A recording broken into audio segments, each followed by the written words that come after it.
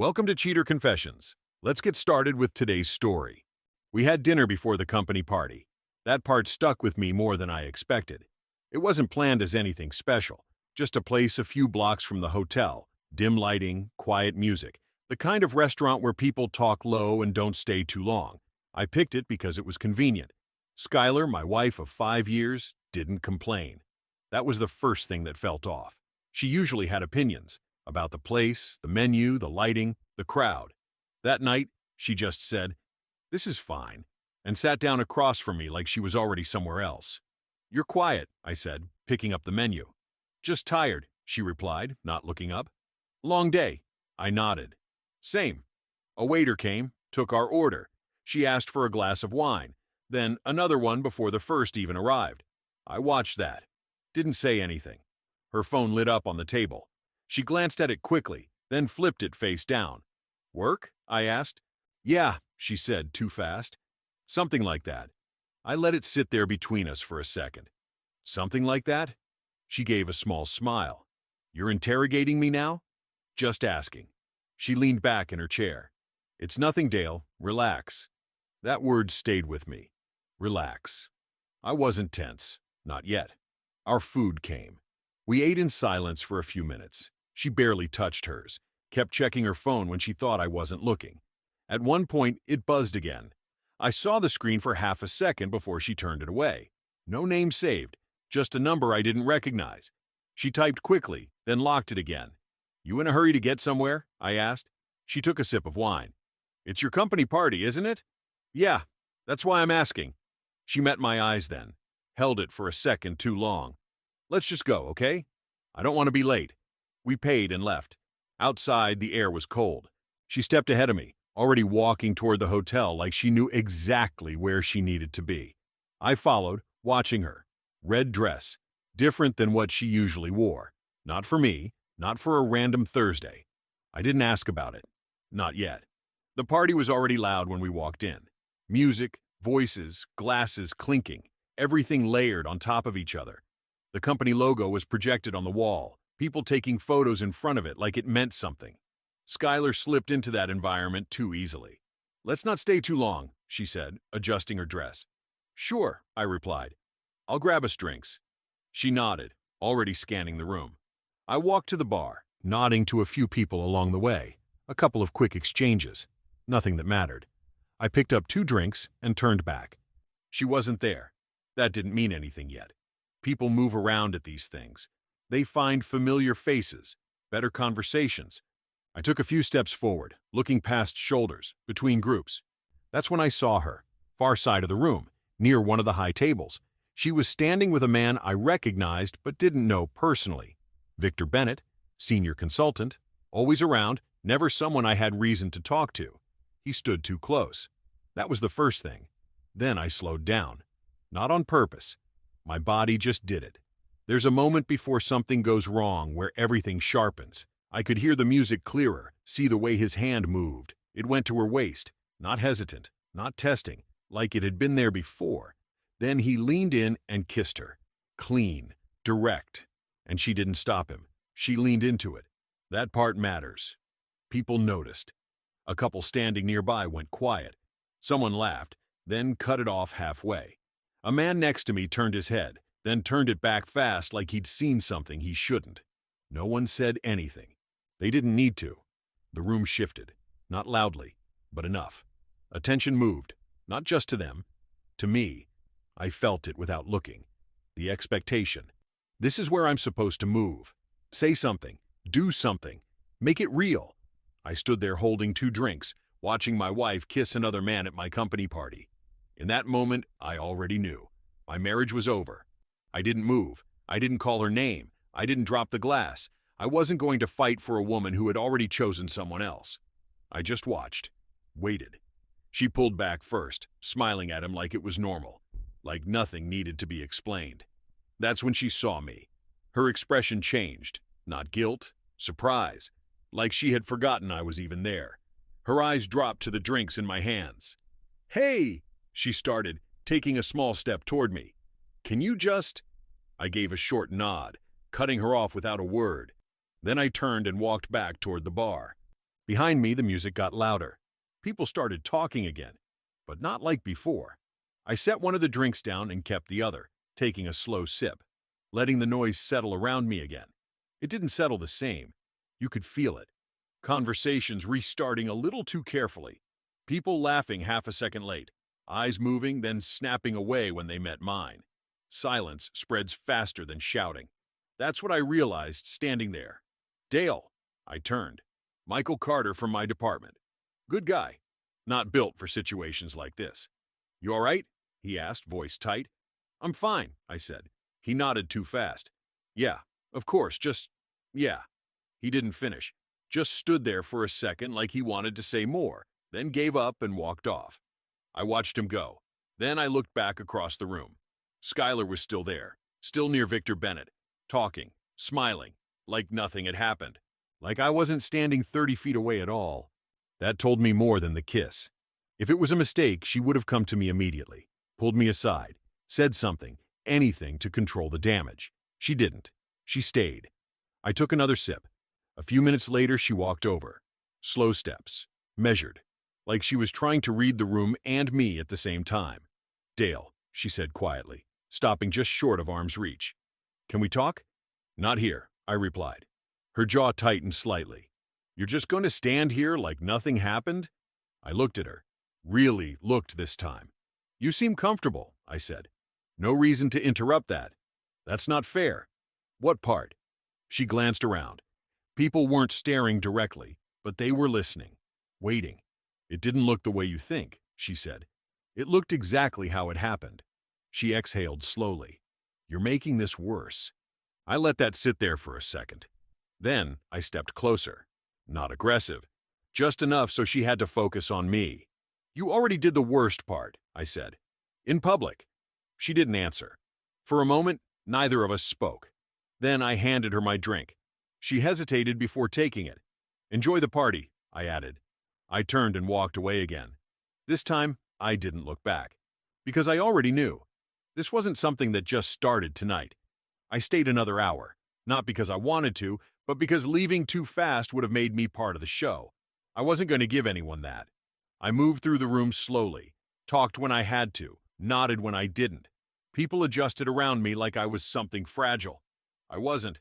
In the back of my mind, I was already planning the next steps. Good turnout this year, someone from finance said. It is, I replied. He smiled, unsure if that was the right response, then drifted away. Every conversation felt like that. Careful, measured, like everyone had agreed not to say the obvious thing. Across the room, Skyler kept her distance. She didn't come back to me, not after that last exchange. Victor Bennett stayed near his group. I saw him glance in my direction once, then again. The second time, he looked away faster. I held his gaze just long enough to let him know I saw him. That was enough. Near the end of the night, people started lining up for coats. The energy dropped. Conversations got quieter, real again. Skyler approached me then. No audience this time, just a few people nearby pretending not to listen. We should go, she said. I nodded. All right. We walked to the coat check together. No touching, no small talk. The woman behind the counter handed us our coats. Skyler stepped aside to put hers on. I waited. As we walked toward the exit, she spoke again. Dale, I need you to understand something. I understand enough. You don't, she said, sharper now. You saw one moment and decided. I stopped walking. She stopped too. Say it straight, I said. Don't soften it. She looked at me, weighing something. It wasn't planned like that, she said. I nodded once. That's not what I asked. Her lips pressed together. For a second, I thought she might actually tell the truth right there. Instead, she shook her head. Let's just go home. Good idea. We stepped outside. Cold air. Quiet street. The noise of the party cut off behind us like a door closing on something that didn't matter anymore. She walked beside me, close enough that our arms almost touched. Almost. You're really not going to say anything? She asked. I'll say it when it counts. And this doesn't count? I unlocked the car. Not yet. She stopped there, just for a second.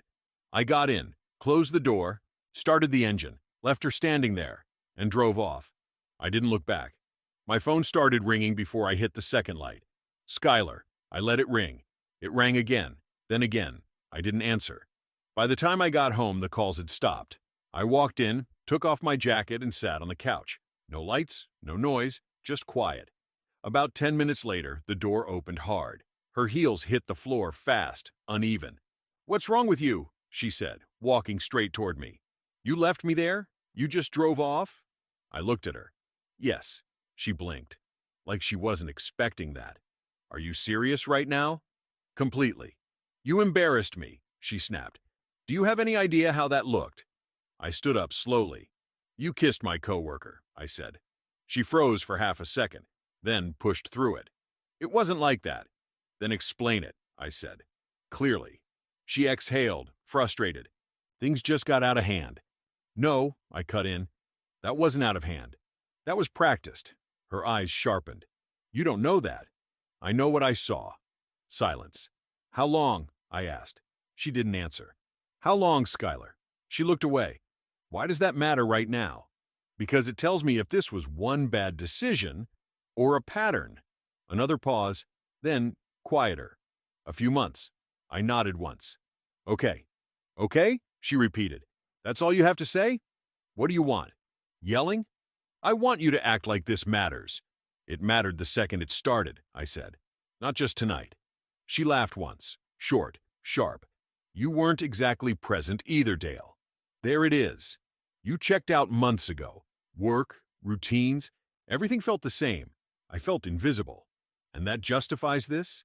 "I didn't say that." "You didn't have to." She shook her head. "You're twisting this." "I'm clarifying it." We stood there in silence. Then I said, "You embarrassed me tonight." She stared at me. "You left me at the party after you kissed him." That ended it.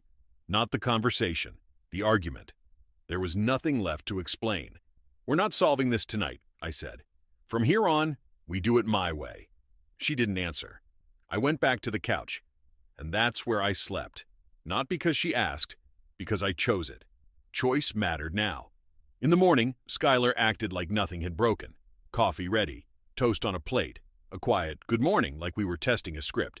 "Morning," I said. I sat down, drank the coffee, checked my watch. She watched me the whole time. "You're going to work?" she asked. "Yes." "That's it?" "What were you expecting?" She didn't answer. I grabbed my keys and left. At the office, the air felt different. Not loud, not obvious, just tight. People knew. They didn't say it, but they knew. "Morning, Dale," someone from the team said, a little too carefully. "Morning." Around mid-morning, I saw Victor Bennett.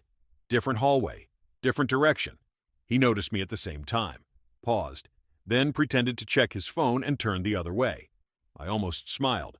Around noon, I stepped outside and made a call. It was a lawyer a friend had pointed me to a while back. He picked up quickly. I told him I needed to meet. He gave me a time. I left work early and drove straight to his office. We sat down. I laid everything out.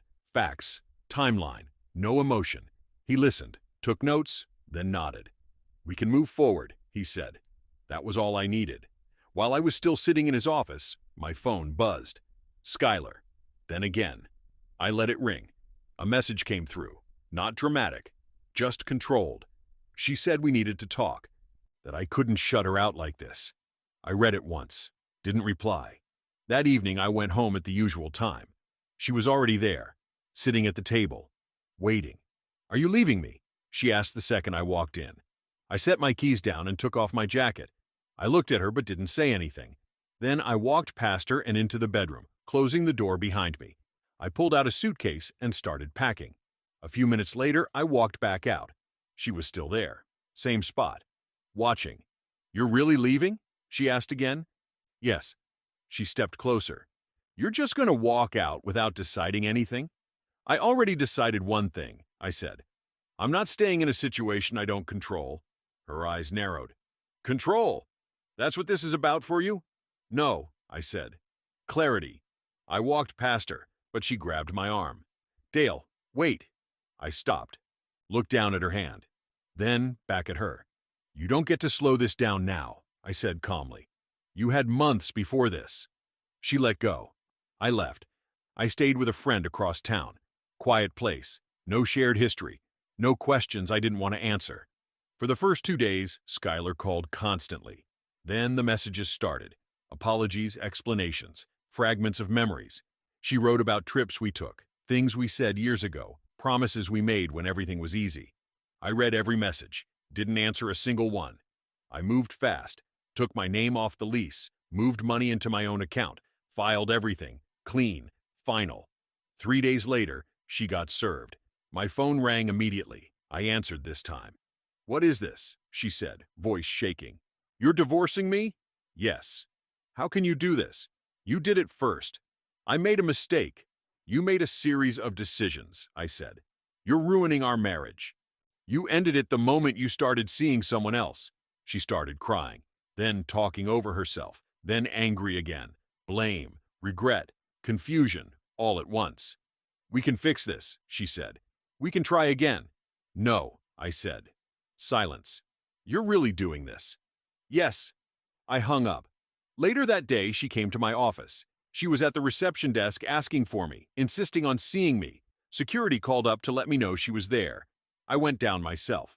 When I reached the lobby, I saw her immediately. She was already emotional, talking fast, saying she needed to fix this, saying I couldn't just end things like that.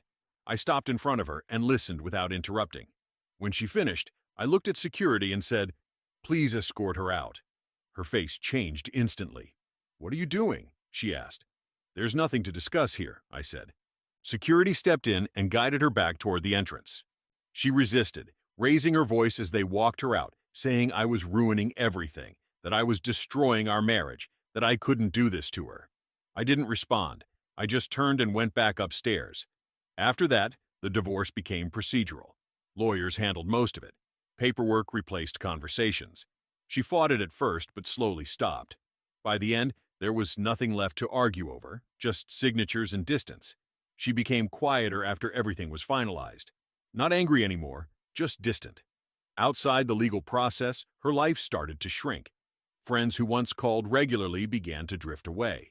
Messages slowed, then stopped.